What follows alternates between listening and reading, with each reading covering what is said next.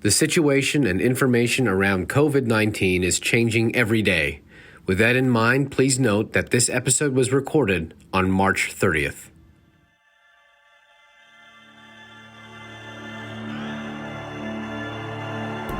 This is a special edition of Note, a podcast on innovation. We are having timely conversations with some of the innovators from Season 1 about the coronavirus pandemic and how it's affecting their personal, professional, and business lives. Today, we are talking with Mary Beth Westmoreland. Mary Beth is a Senior Vice President and Chief Technology Officer for Blackbaud Corporation. She is responsible for leading the company's worldwide technology strategy, architecture, and user experience across their entire solution portfolio.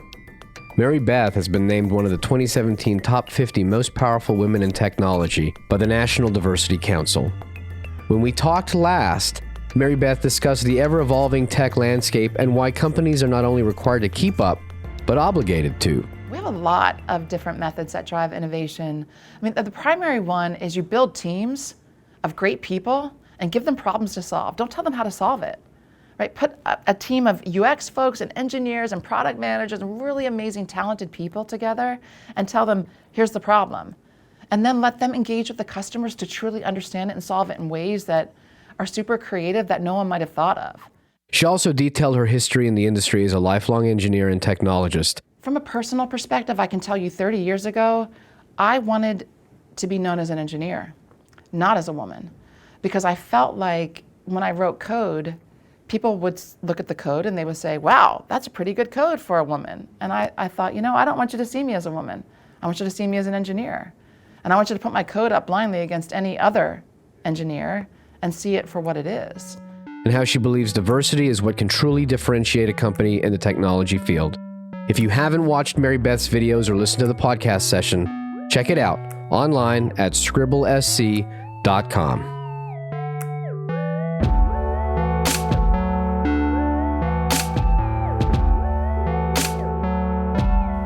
So how have you been, Mary Beth? I know I was just sitting thinking about this and preparing, and I even wrote down this note. I'm like, I remember the whole Scribble project started with you, and I don't know if you remember this, but when we got there, it was like an early, stormy morning, high winds. Yeah, I don't know if that's a reflection on our friendship or maybe a tribute to it. I don't know, but yeah, I think that we're all doing fine. I mean, it's a little bit unsettling to watch the numbers of the virus continue to increase, and some of the impact that it's having is starting to hit closer to home, and that's always scary. But we're taking the warning seriously and kind of huddled up at home, and we've adjusted pretty well. But yeah, it's unprecedented. What's happening is it's unprecedented. Blackbaud is a multinational. It's a global corporation. You have global customers, and we'll touch on that later. But to you as a CTO and a technologist, I'm sure you know your way around remote work and telecommunications and telecommuting. Has this brought, did you normally have to work on the go and telecommute quite often, or has this impacted even your own workflow in terms of how you're having to manage your team? Yeah, and I think the answer is yes and yes. Yeah, so I am used to working on the go and, having a laptop and being able to access my team and communicate with them asynchronously and synchronously. But at the same time, this is completely different. The way we're working now, even though we're used to working remotely, is we're in our homes. A lot of our teams are juggling being parents and caregivers with trying to, do their jobs. And so giving them grace and space to do that, I think it's making us all more human. But in terms of just the logistics, we're fortunate at Blackbaud. We have, all of our employees have laptops. They're all enabled via microphones and webcams. And we have lots of tools like WebEx, and we use Microsoft Teams to do group hangouts. And you're right. We're a global company, so a lot of our teams are used to working with folks who live in other regions and who are working out of other locations. So to some extent, we are used to it. But one of the reasons this is so different is that now every single person is working remotely. So we're all at home and we're all dialing in. And the other thing I would say is that I think we have to be very, very, sensitive to the fact that we're all under a lot of stress as human beings. I think we all have to be very cognizant of that. And we have to continue to give our teams a level of support and grace and space. And we have to remind them that we're getting through this together. It's not just about how we're communicating, it's what we're communicating, right? We have to over communicate during this time and make sure that we're checking in on people's stress level and how they're doing as a family and how we can help and support them through this. And I was going to ask you that, sort of like, what is some advice for companies and people, leaders, teams who are, because of this, potentially doing this for the first time?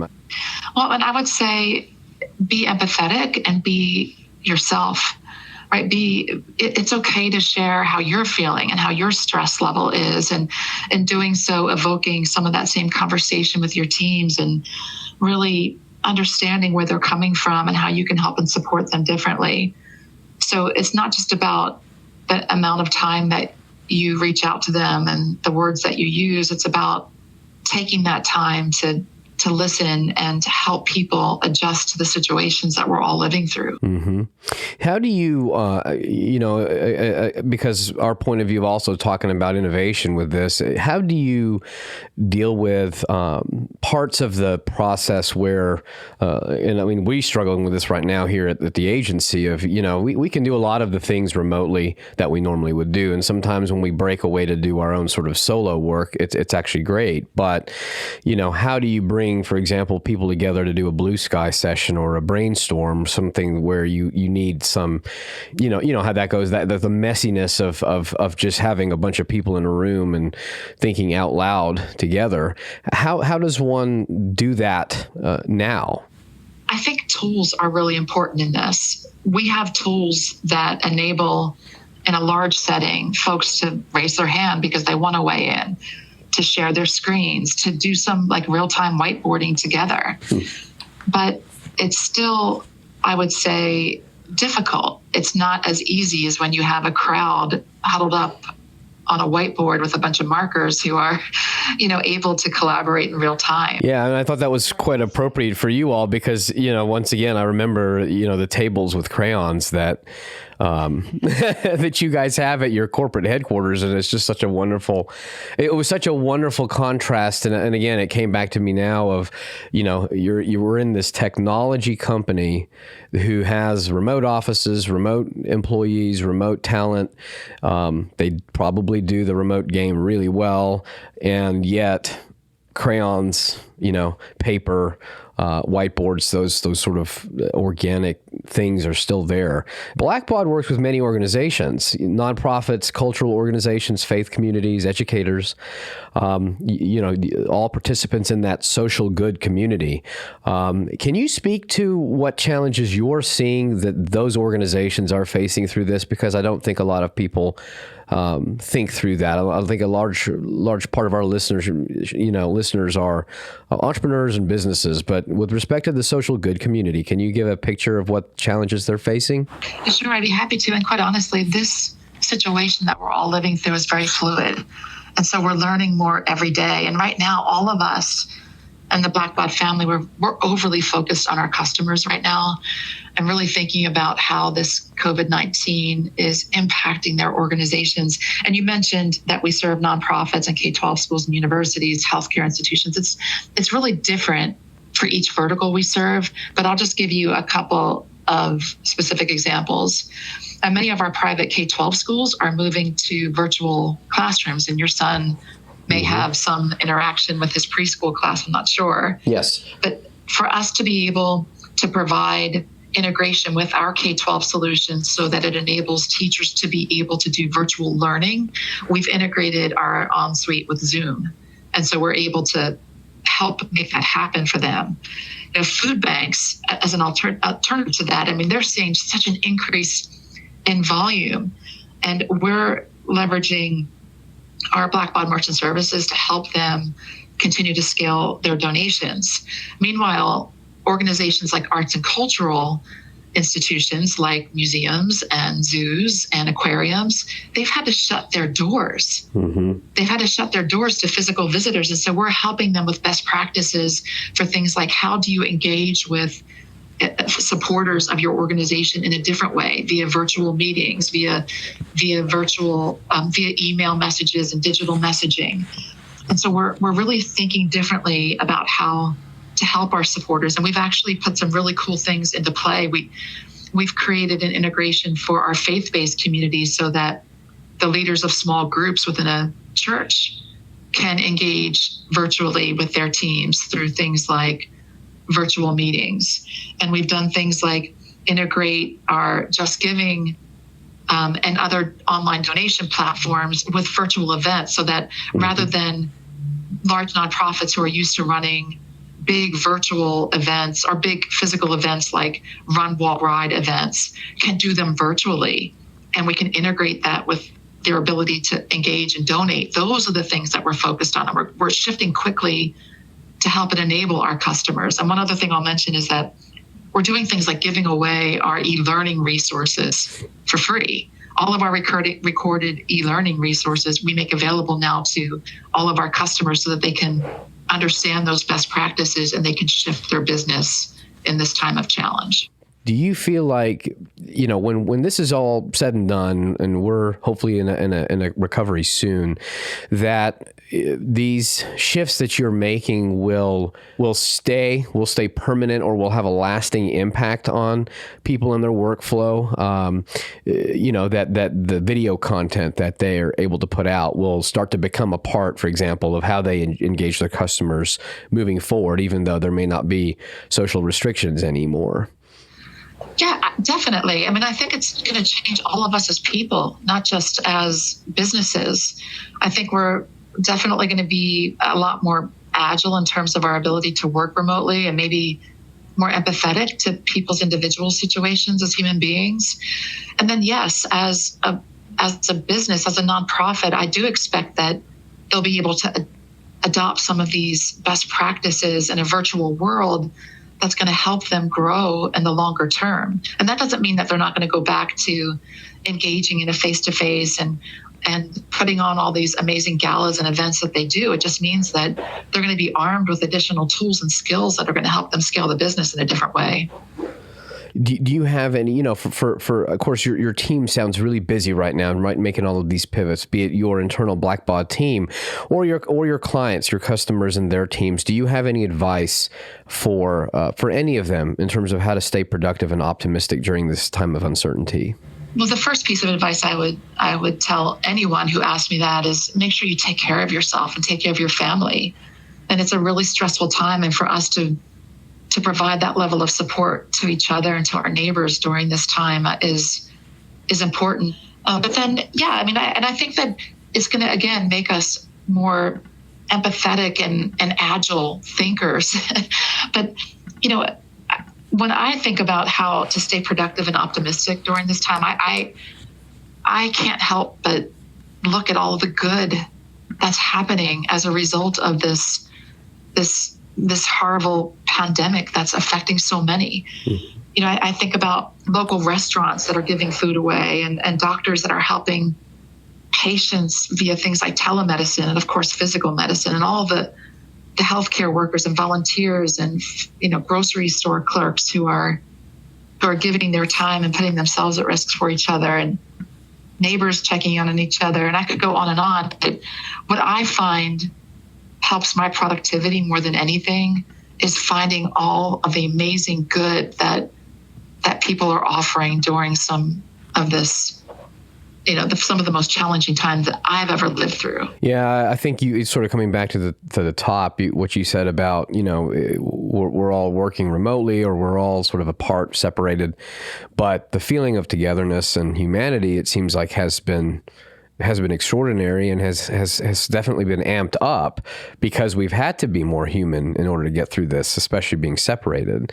And so I just love that positivity to what you're saying. I asked that before I asked this question. It's a bit more nuts and bolts, but human resources, HR. You kept saying you got to give people space and grace, which I'm assuming is sort of the first big thing with any of that. But how have you as an organization or as a company tried to do that, with your own teams? Are you all relaxing standards in some ways, or really just trying to be more together and there for people as they weather some of the needs of giving care to both their children and potentially others as well, their parents, grandparents, and so forth? Yeah, I mean, for sure. And I'm not sure that I would describe it as relaxing standards. I mean, I think that at Blackbaud, our culture is to really support our employees through challenging times as to the best of our ability. So, yeah, I mean, we're definitely all working remotely now, which is something new for our HR team and really for all of us. And we're getting used to it, which is kind of cool.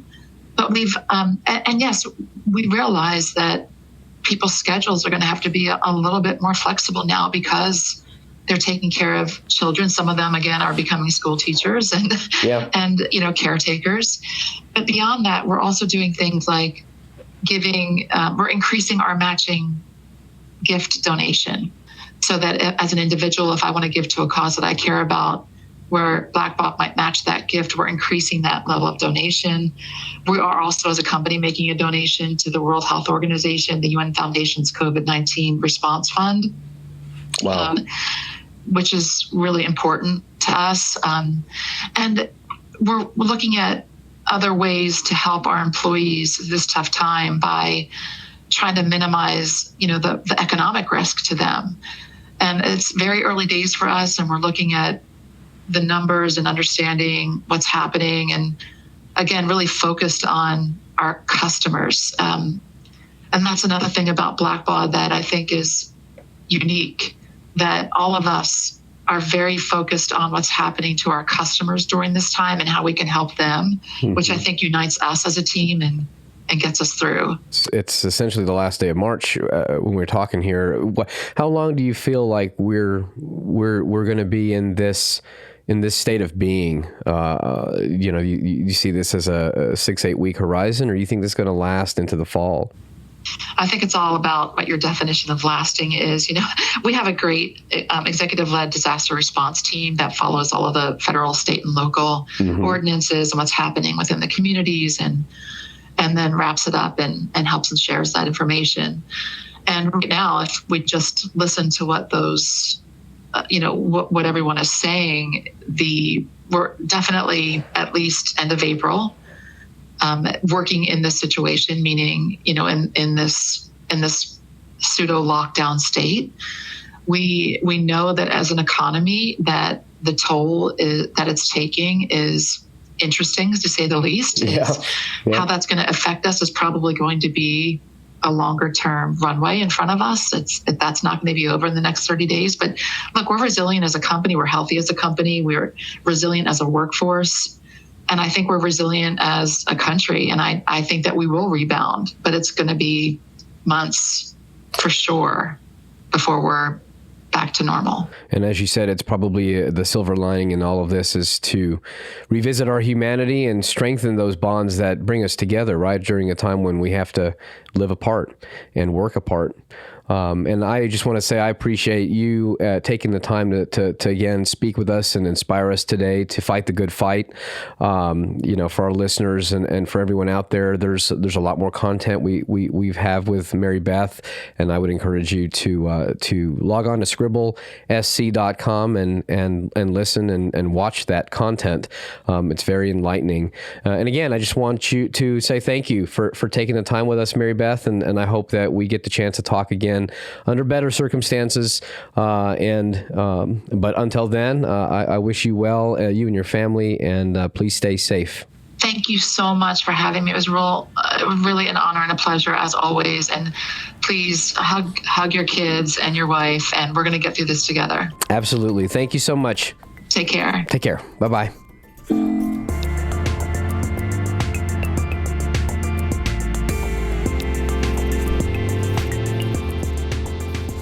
Thank you for listening to our special edition of Note. We hope you found this conversation useful and informative. Please rate and share with your friends.